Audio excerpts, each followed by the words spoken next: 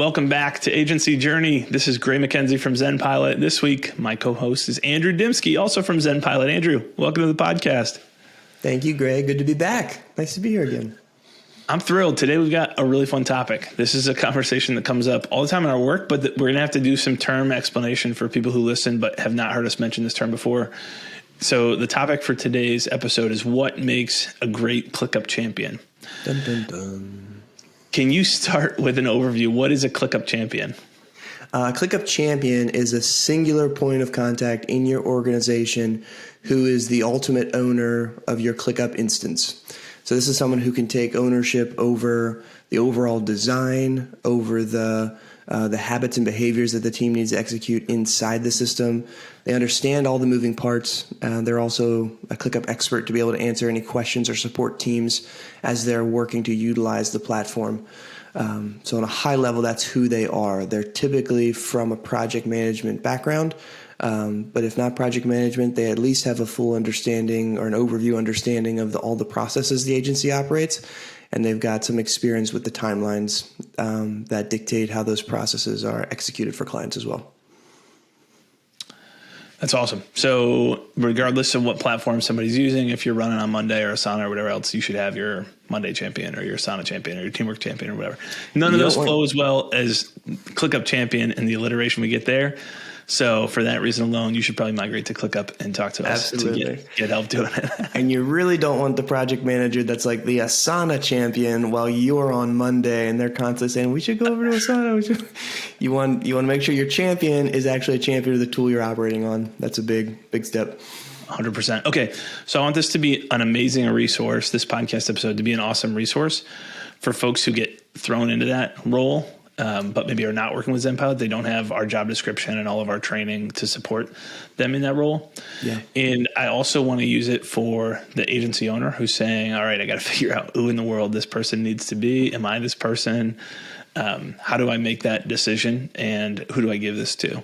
And what should my expectation be around how much time goes into it and all that? So with that frame in mind, when you think of the best examples, and again, if there's specific people you want to call out, feel free to call them out. But what are the best examples? Like what sets them apart? What makes them so successful as a ClickUp champion internally at a firm? Mm-hmm. And then let's get into kind of how do we find people like that? Yeah. I want to the first words that come to my mind are both understanding and empathy. Understanding in that they grasp the flow of work, they understand the client journey, they understand how the client sees it. So they've spoken with clients before, they understand their perspective, but they also understand the internal team, kind of those who've sat in the fulfillment seat and who are the designers, the writers, the developers, the people in the day-to-day functions that are just doing their job, and they can understand kind of the tension between those two things of clients want things done at a certain time, while fulfillment folks, they want to have clear expectations. They want to have enough time to work on it and the creative space to make it done right.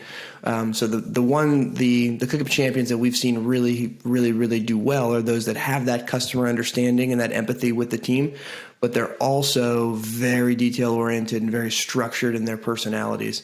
So they can bring those two things together and be kind of the glue that holds you could call it the demand side from clients and the fulfillment side from the end team. The ClickUp champion kind of sits in that resourcing spot in the middle, which brings those two things together, gets it visualized and structured inside of ClickUp so that everyone can see it, and then maintains it so that everyone can look at that and realize that that's kind of a point of truth that everyone can rely on. Yeah, that makes sense. Think of some good examples. Our director of client strategy today, Derek, when he was in-house at an agency, was a tremendous ClickUp champion. Sam Hurst over at Aeolidia, who's leading operations. Aeolidia is an awesome Shopify design and development firm with some other services on top of that. And Sam was a very talented, and still is a talented ClickUp champion. But when we first went through implementation, there's just people who stick out during that process and then running it on an ongoing basis. after the fact. So you mentioned project management being in the background, like from an experience perspective, is there anything else you'd add in? Or let's say I don't have one of these people right now. What are the types of roles I should be recruiting for, the types of experience I need to look for? Yeah, I do think that project management experience is huge. It's not required. I wouldn't say you need like a project management certificate or anything like that to fulfill this function. But you do have to have kind of a mind for timelines and details and deadlines. If you don't have that, you're not going to make a great ClickUp champion, because the devil's in the details in this role. You appoint a ClickUp champion so that you know someone is watching the details. And that person should have simple systems. We'll walk through some of those simple systems to help them do that job well. But at the end of the day, that needs to be someone who has a natural nose for, this doesn't look right. Let me drill in and see what's really going on here and figure out, is this a systems failure or is this a user failure that caused something to go awry here? So I think project management experience is key. I think, like I said earlier, having the experience of being on client calls and understanding the pains that your clients are feeling, what motivates them, what are the things that they're trying to accomplish, and being able to use that context to inform how you're mapping timelines and how you're communicating through priorities and through scheduling conflicts and out of office stuff. Like you've got to have that understanding there from the client side of things. Sometimes project managers can be kind of cold-blooded and just like, this is what needs to happen. So I think kind of warming that up a little bit from the client side and building relational connections with team members is going to be important in this function too. So you can't just be a taskmaster of do your job by the due date. There's got to be a balance there, I think, where you're a people person that can work with clients and your internal team in order to get those two things, in a healthy spot. Yeah. You wrote down some criteria. We've got some new, we can trade back and forth on some of these. Will you take us through, I think you got 4 or 5 bullet points. Take us through kind of your bullet points of who this person is. And then I've got some thoughts that I want to add on top of that. Yeah, absolutely. So selection criteria for your ClickUp champion. Number 1, it is not an owner or a leadership team member. And this is a hands down, no negotiations rule for us here at ZenPilot if we're working with somebody. We've seen it fail too many times. We've seen the owner start out with gusto, but then, or even the director of operations start out with gusto. But once they get into the trenches and the mundane nature of this, and it's mundane in that it's repeatable processes. Every day you got to be doing some stuff to make sure the system's up and running. That's not for every personality type. There's some personalities that thrive in that. They want to continuously improve every day and move those things forward, and others that they just have too much on their plate or their personality doesn't line up, whatever it might be. So that's number 1. Make sure it's not an owner or a leadership team member. The ClickUp champion needs to have the full support and backing of those functions, but it shouldn't be them because it's going to be too easily derailed. Number 2 is the ClickUp champion needs to have thick enough skin to be a referee. And what that means is they need to be willing to call out teammates when they've violated the rules of engagement that the team has agreed to. And a classic example of that is someone moves a due date without leaving a comment on why they moved it. Or there's a task floating that's late that they haven't updated the status around or haven't updated the due date on. Those are 2 situations where the ClickUp champion wants to reach out and say, hey, what's going on here? Put an update on the task. And the team has to receive that and do that because they need to know that the system reflecting reality is really, really important.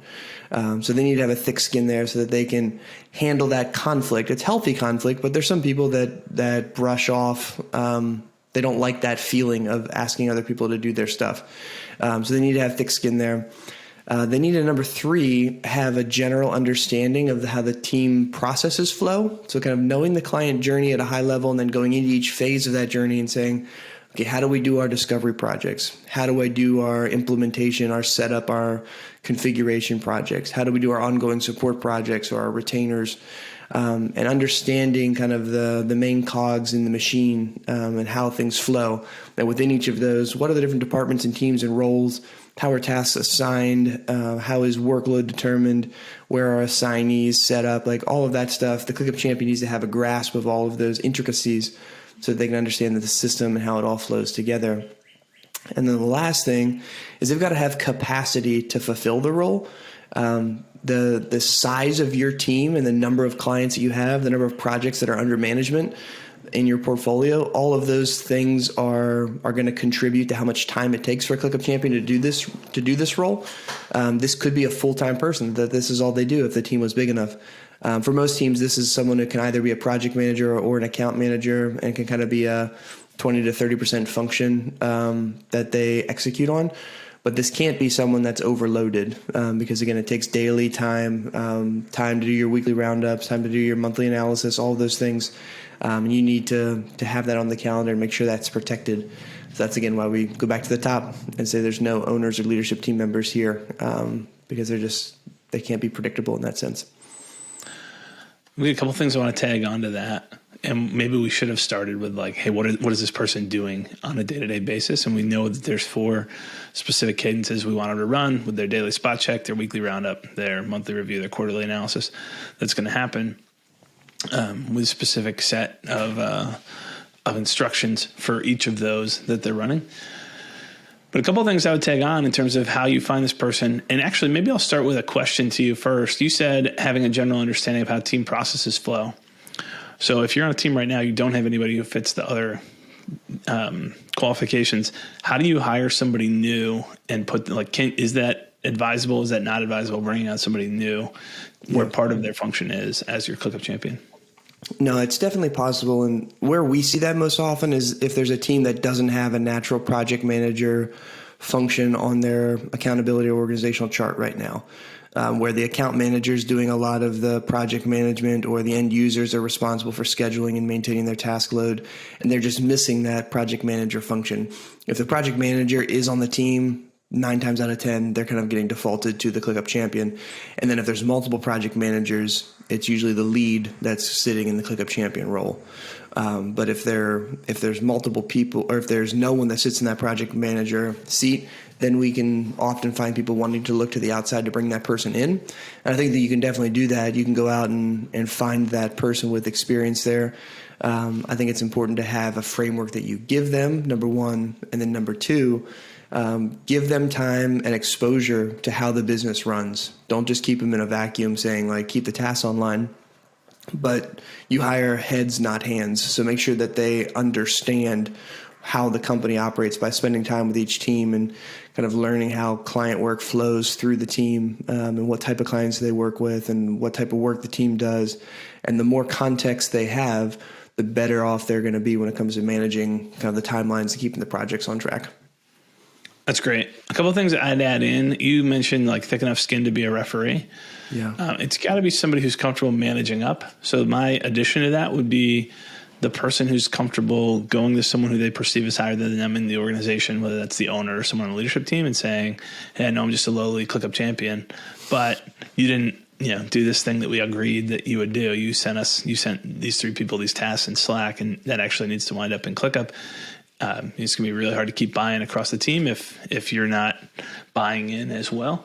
Mm-hmm. So they need to be comfortable going and having those conversations, and that's not always easy to find. You mentioned detail-oriented, so hyper detail-oriented. This is the person who's there, tech savvy, comfortable exploring. They certainly do not need to come in as an expert on top of the tool, but you want, and I think this is a bonus. You probably have this as a core requirement. I think that this does not absolutely have to be the case. But boy, it's a huge benefit when that person is always also the person who they've got their own little sandbox inside of ClickUp, and they love testing stuff out and figuring out, oh, wow, here's how you link tasks in bulk and build relationships. And here's how you do whatever else. Here's this little integration using Zapier or using Make that does this cool thing and lets us add an emoji in Slack and creates a task in ClickUp automatically. So it saves us a couple of clicks every time. If that person, if the person's wired that way, that's a huge benefit. I think that, in my experience, does not always go with a traditional project manager. You find a lot of project managers who love, like, no, this is the process, this is the system, this is the way that we do things, and we're going to do things this way for the next 2 years.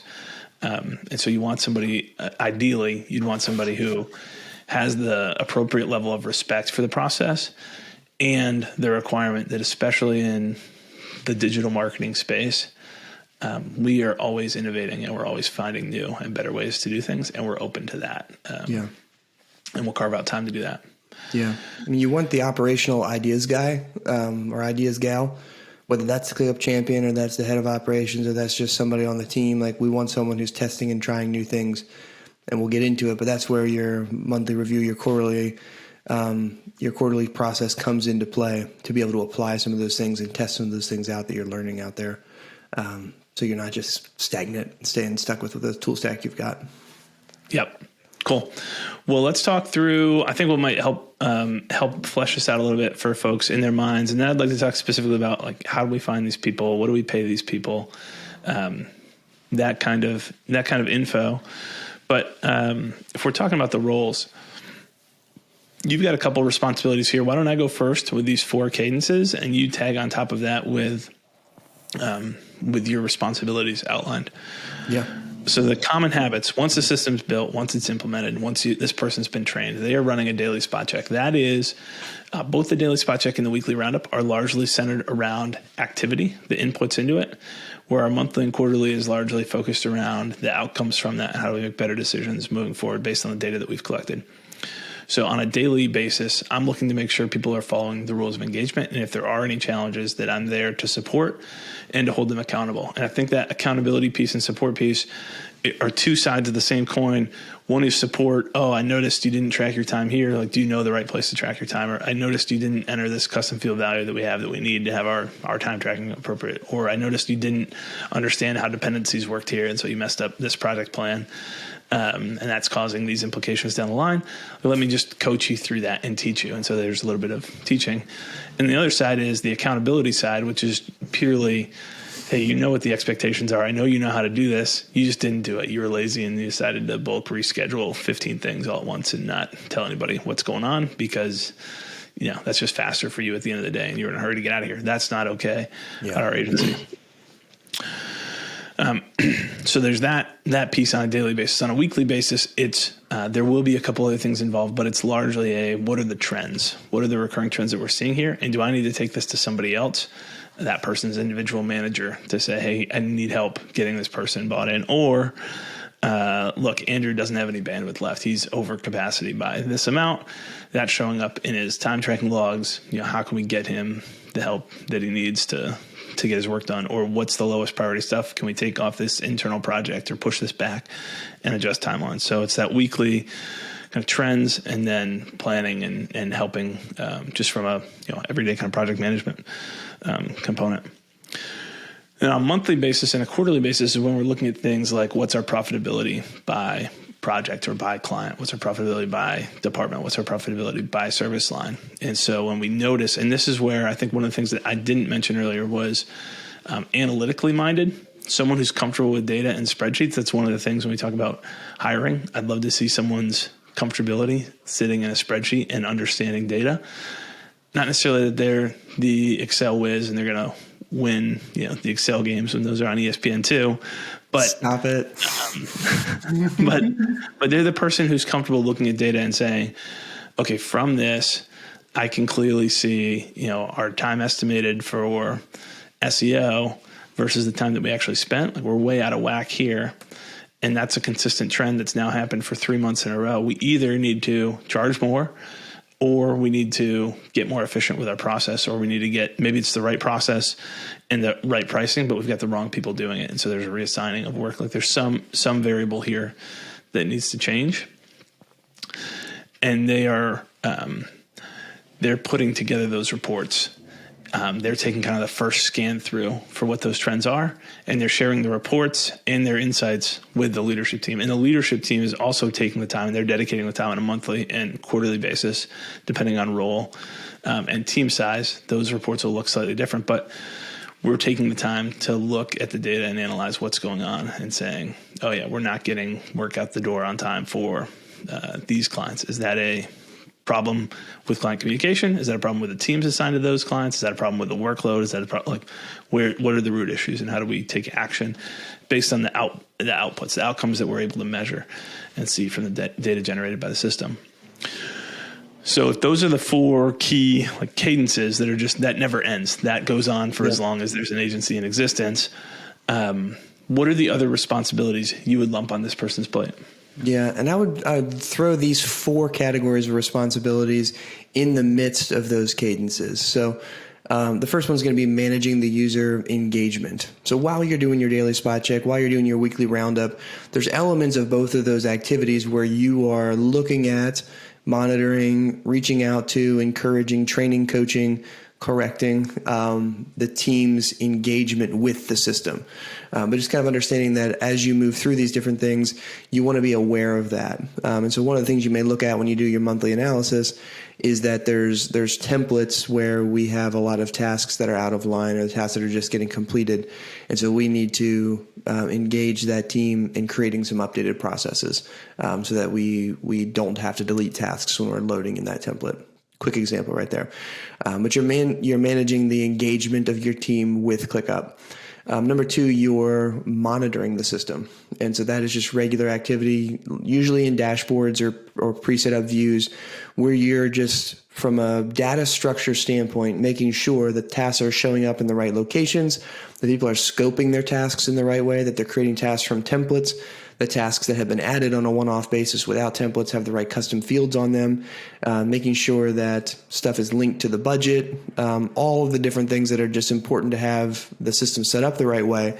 You're monitoring that stuff, almost like you're monitoring the traffic cams. You're just there kind of behind the scenes in the cockpit, looking at the dashboards, nerding out over that stuff. Number three is maintaining the system. So if you are monitoring the system and you spot an issue, maintaining the system can kind of flow in two different ways. It can be one, performing bulk actions yourself as the ClickUp champion. Maybe you determine that you want to add a different custom field to get a different level of visibility into certain activities. I was on a call with a client today, and they shared that one of their clients is a franchise, and they've got a bunch of franchisee locations. And so we walked through what an additional custom field would do to allow them to get visibility into all those franchisee locations. That could be something that the ClickUp Champion could roll out, that they notice that they notice while they're monitoring that they don't have the level of visibility that they want to in a certain area. And so they're going to go, while maintaining the system, and add a different layer and then roll that out to the team, train them on what that means, and then complete that cycle from there. Could also be that there's individuals who are violating the rules of engagement you spoke about, where they're not correctly configuring automations that set custom field values for the client or for the service line appropriately. So we need to maintain the system by engaging a team member. And so that they're our first two of team member engagement and monitoring the system flow into managing the system there. And then the fourth one is just being the general ClickUp knowledge person, to answer common questions from the team, to share new tips and tricks with the team. And so here, this is where I would say it's a little bit more important for the ClickUp champion to try new things. I'd put it in the realm of ClickUp in particular, of being curious in ClickUp, be engaged in the feature request boards, be engaged in new features that come out, test things out, try different ClickUps. Be engaged in a community of other ClickUp users, and be always looking for ideas that you can bring to your system to improve it, but also hacks and tips that you can share with your other teammates to help them do their job better inside the system, and kind of live as the example of what you want your team to be, just in terms of like never stopping the learning journey there. I want to go off script and talk about the ClickUp for Agencies community that we have, only available to customers who've gone through an implementation with ZenPilot right now. Is that the right way? Like, should we have that as a public community? Because there's so many ClickUp champions who, for whatever reason, it's not that they made a choice not to work with ZenPilot, but that hasn't been the priority from an agency leadership perspective, or they haven't been able to make the investment. You put much thought into that being a public facing, and maybe even taking that and saying, you have to be like, you've got to prove you're not the agency owner to get into this. You're the person in this role. You got to submit your LinkedIn profile before getting accepted there. That'd be good. We've talked about it. We've thought about it. And it's something that could be coming in the future. Right now, there's a lot of opinion that we bring to the table in terms of our structure, that we want to make sure we can teach those ClickUp champions that first in the context of an implementation and training and everything. But I think if we were to release it, I think that there would be people who would enjoy that. If you're listening to this and this is exciting to you, the thought of a community of people who are working in agencies, implementing in ClickUp, and wanting to do that together, feed that back to us because that's helpful as we make these decisions too. But the reasoning behind that is just we've wanted people to get trained up first through the context of an implementation prior to bringing them into community so that everyone has shared knowledge. But I could see it working the other way too. You think the challenging thing with those kind of fully open communities is there's a ton of, we're all entrepreneurs here talking about this or listening. Like, I'm very hot on ClickUp for 2 weekends or 3 weekends in a row, and then I'm out the door. So I'm kind of in, and then I'll come back 6 months later frustrated when it's not working out because there was no ongoing effort to maintain and build this. Versus someone who's in that ClickUp Champion role already. There's been some investment into what that system needs to look like, and they're in it. Like that's an intentional part of them having carved out capacity on a daily and weekly basis to be able to handle it. That could be an interesting way that maybe that makes the community make more sense to us to build out there. Yeah. All right. Last thing. Let's wrap it up with this. How the heck do I go find these people? What advice would you have for folks around where do I find? How do I recruit? What should this look like? If you're telling me the ClickUp Champion is not, and I'd say in very few of our clients' cases is that ClickUp Champion a full-time role. I mean, you have to be a very, very large agency with a huge amount of volume for someone just in a role that's ClickUp as a huge part of their day-to-day PM duties. Yeah. So what does that look like? Yeah. So again, it's likely if you're going to go hire somebody, you're going to hire a project manager in this. So understanding and writing a good job description for an agency project manager. And typically we would define that agency project manager as somebody who's in charge of maintaining timelines and assignments on tasks, where the account manager, the account lead is going to be working with clients directly and then collaborating with that project manager to get those tasks configured appropriately in the system and get them resourced and on a timeline. And so if I'm writing a job description for somebody who I want to be my ClickUp champion, I want that job description to include criteria that would describe a project manager. And then I would also want to list in there that ClickUp is the platform that we're on, and that we want someone that understands the platform, has experience on the platform, experience implementing and training on the platform too. So they're not just an expert themselves, but they've got the gifts to communicate that expertise out to others. So you're going to have your detail-oriented, project-minded, structured thinkers there because you're targeting project management as the overall job description. You've identified ClickUp as a tool of choice. You've listed in there that you want somebody that can train on it, not just execute it themselves. And that would be like my baseline criteria there. And as you get those job postings out there and you find people that fit that profile, I'd then be working with them in terms of a show and tell exercise, of having them document a process that they use in their real life and walk you through it, train you on their process, and look for two things. Look for how they communicate through it, how they teach their process, and also look at the level of detail that they put into their example project for you in that test case interview to see how granular did they go. Are they looking at due dates? Are they looking at time estimates? Are they looking at dependencies and mapping workflows and considering each step in a process? That's where I would speak to it, Greg. You may be able to talk more to where could we pull candidates from than I could. But as I would look at the characteristics of that role, I'd lean on the project management background, but make sure you're bringing in someone who has tool expertise and a personality that can coach and train others. Yeah, I think for this, to make the hire here of somebody who's going to be a ClickUp champion, I think we're going to see the talent pool around ClickUp change a lot. Where today, if you go hire someone with ClickUp experience, at least in my experience, the conversations that I've had, that generally has very little impact on or it tells us very little about their level of expertise in ClickUp. There's a ton of people who say, "Hey, I've got ClickUp experience. I know the platform." But this is kind of like finding a HubSpot admin to come in-house 5 or 6 years ago. All kinds of people said, and not even all kinds of people, that pool wasn't nearly as big 5 or 6 years ago as it is today. But they'd say, I've got experience. That doesn't say anything about, do you have good experience or what's the quality of that experience, or have you toyed around in the interface a couple times and so you've got ClickUp experience, or you've run very poorly designed projects on the platform and so you're turned off to it, or you come in with an opinion about a bad system. But that's going to change over time. We're going to see a lot more people with a lot better experience get developed. And now it's much easier to go find. It's still not easy to find. It's a competitive job market out there to find the HubSpot admin today, or the Salesforce admin. There was a period of time way back in the day where that person was very hard to find. And today that person is well compensated, but it's an awful lot easier to find. There's a lot of those people out there. And so we're going to see that the whole labor marketplace who tout that as a skill and bring that to the table change. Sure. So to me, I'd probably weight that a little bit less than, and you might not disagree with this, but I wouldn't weight ClickUp experience tremendously. I would weight project management experience. You've worked in a platform. You can show me an intelligent design.